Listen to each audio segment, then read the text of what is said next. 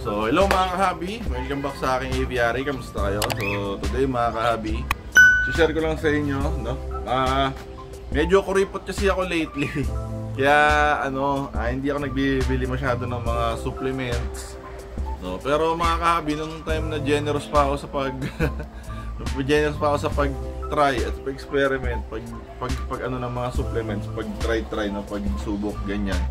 Marami ako mga supplements na nasubukan.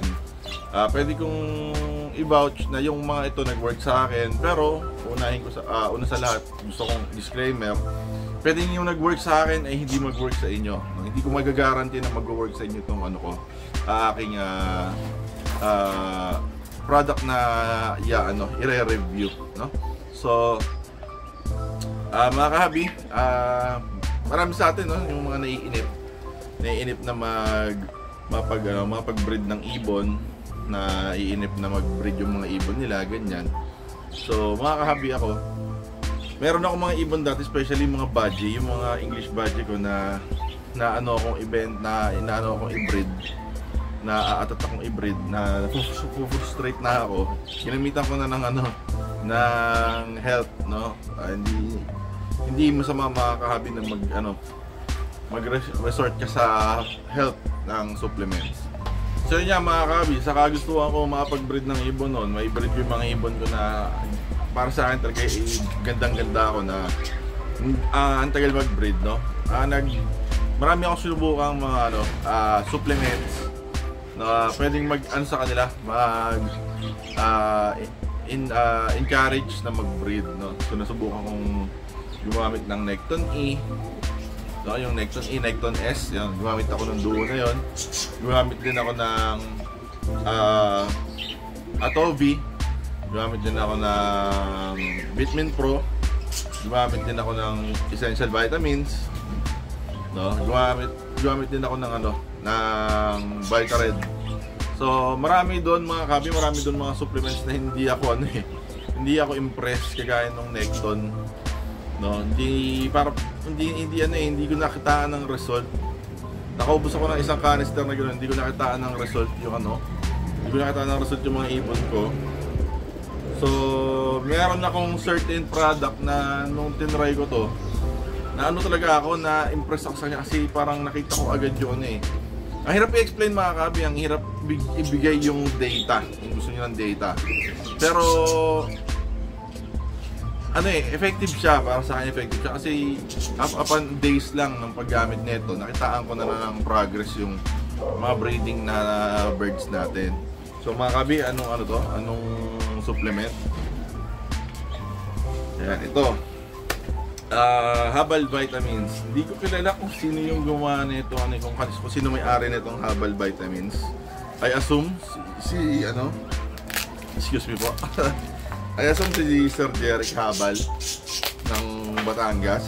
Assume ko lang, since Habal Vitamins, possible, di ba? So anyways, ito siya. Ayan, nakalagay lang siya sa ganito. 1/4 kilo to, isang ganito, 250 grams. Ayan siya.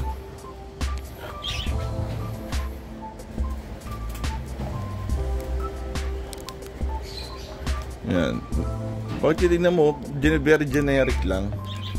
Kung ano yung content nito, normally content lang din ng essential vitamins, no? Pero may something sa kanya na syempre secret ng may-ari, pero may idea ako kung ano yung secret niya, pero hindi ko na para sabihin dahil yun ay ko lang, hunch ko lang or feeling ko lang, no? So ito mga kahabi, 1/4 kilo to. Una sa lahat, hindi to paid promotion mga kahabi, hindi to paid promotion. Hindi ako binayaran wala akong na-receive na rito, free advertisement fee, free product ko lang gano'n. Sarili kong bulsa, pera sa sarili kong bulsa, pinambili ko dito. So mga kahabi, ito Habal Vitamins, no?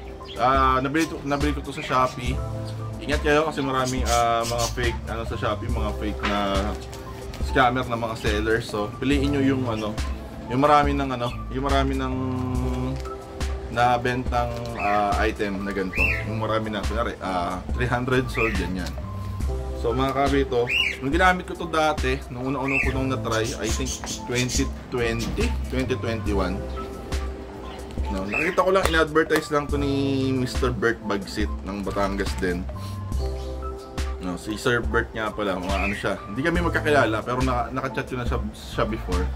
Ang mga alaga niya, mga ads, pero ang focus niya ng time na yun, puro ads one, gaganda ng mga ads one niya. So, shoutout Sir Bert, nasa iyo ko nakita to eh. Tapos tinry ko, nakita ko na very effective siya mga kabi, kasi parang ang dami kong nakitang ano, nagme-mate ng mga ibon, mga pairs ko, nagme-mate yung ginamitan ko nito. So sabi ko, effective ba? Tapos talagang ano, after nun talagang sold ako, na-impress ako kay Habal. So mga kabi, ang isang ganito ay 250 pesos. No? Para sa akin, piso per 10 grams, pwede na. Ay ano, piso per gram. No? Pwede na. Kasi hindi mo naman uubusin to ng ano eh. Hindi ka naman mag-uubos ng ganito ng mabilis. No? Ang ginagawa ko mga kahabi yan. Tapos tinatransfer ko siya sa container. Ito. Yan, transfer natin sa container. Tapos kung meron kayong ano, kung meron kayong silica gel, mas okay. Kung meron kayo yung nilalagay, yung mga nakalagay sa sapatos na nakalagay do not swallow, do not eat. Yan, para yun mga kabi hindi magbuo-buo. Para hindi siya magbuo-buo. Ayun siya. Ayan. Ayan. Tapos, ayan, papainom natin siya sa mga alaga nating ibon. Ang mga ibon ko dito mga kahabi, ano lang ako magpa-vitamins sa kanila twice a week. Max na yung 3 times a week. So, hindi ko sila masyadong inaano sa vitamins, hindi ko sila masyadong ine-expose sa vitamins. No, syempre dapat malinis sa tubig pa din. Tapos ano lang yung vitamins, supplement lang, no? Ano lang, suporta lang. So paano ako magtimpla nito? Ganito. So tansyahan lang makahabi, tansyahan lang ako magtimpla nito. Kukuha lang ako ng isang ganyan. Yan. Tapos okay na yan. Basta medyo mapusyaw lang yung kulay. Okay na ako doon. Hindi ako matapang magtimpla ng ganito kasi hindi naman kailangan ng sobrang dami. Yan, ganyan lang. So ito mga kahabi, mapansin nyo, ganyan lang, okay na ako sa ganyan. Ganyan kapusyaw lang. Papain na natin sa mga alaga nating ibon.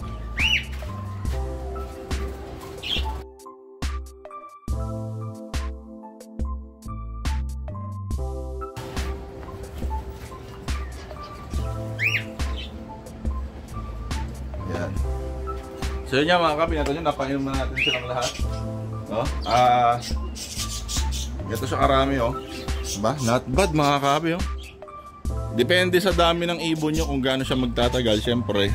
Kung napakarami mong ibon, saglit lang sa ito, syempre. Pero ako, sa dami ng ibon ko ngayon, itong isang ganito. Actually, hindi nga ako nakaubos ng ganito eh. Hindi ako makaubos dati ng ganito.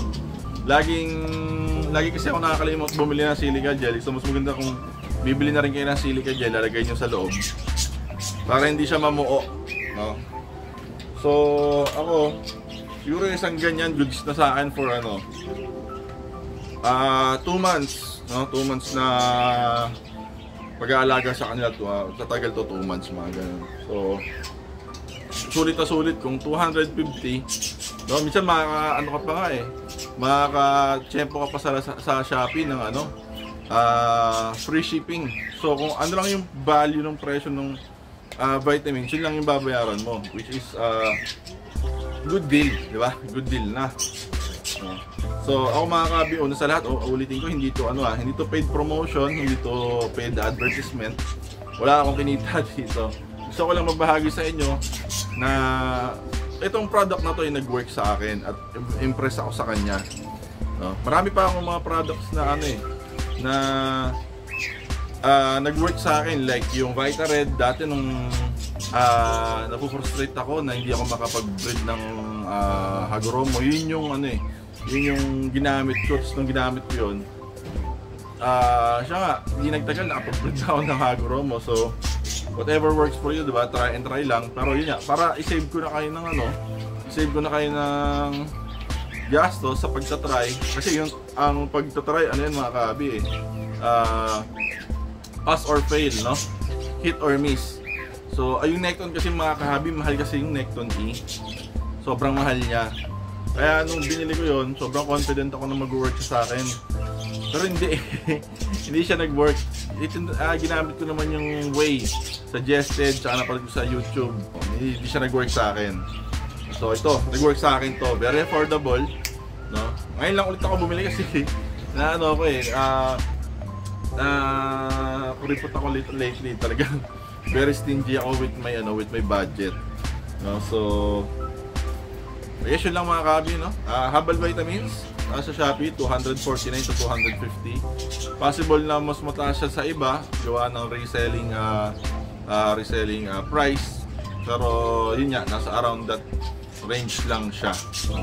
So very effective nga sa akin mga kabi, no? Try nyo rin sa inyo, sa mga nagpo-frustrate sa inyo. May nabibiling kanto na 250 grams, meron silang nagbebenta ng 50 grams lang. No, depende sa seller. Sa Shopee ko ito nabili.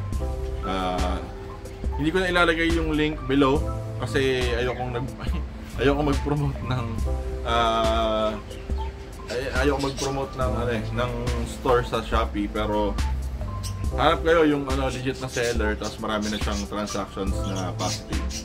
So guess yun lang mga kabi, no? Sana yung mga ibon ko rito na medyo wala pang activity, hindi pa nagbe-breed, hindi pa nag-mate. So I hope, no, I'm looking forward in the next 2 to 3 weeks mag-aaro na with the help of Habal Vitamins. So I guess yun lang mga kabi. Kung nagustuhan niyo tong video na to, please hit that like button. Subscribe kung hindi pa kayo nakasubscribe. Comment down below mga kabi kung meron kayong gustong i-share ng mga vitamins na nag-work sa inyo, supplements, no? Share, comment down below kung meron kayong gustong i-suggest, comment, shout out kung meron kayong gustong i-review or i-rebuff sa aking content na ito. Very welcome kayo mga kabi. Just be mga kabi, be kind and be polite sa mga salita, no? Okay lang naman, naman ako ng criticism mga kabi, nagwe-welcome naman ako as long as it's constructive at hindi walang malis. Okay, kasi lang mga kabi. Please hit that like button, share this video, subscribe kung hindi ka pa nakasubscribe, at kita tayo sa mga susunod pang video dito sa Timonera Aviary. So, kaya na like ko sasabi mga kabi, ingat lagi, God bless, and happy bird keeping.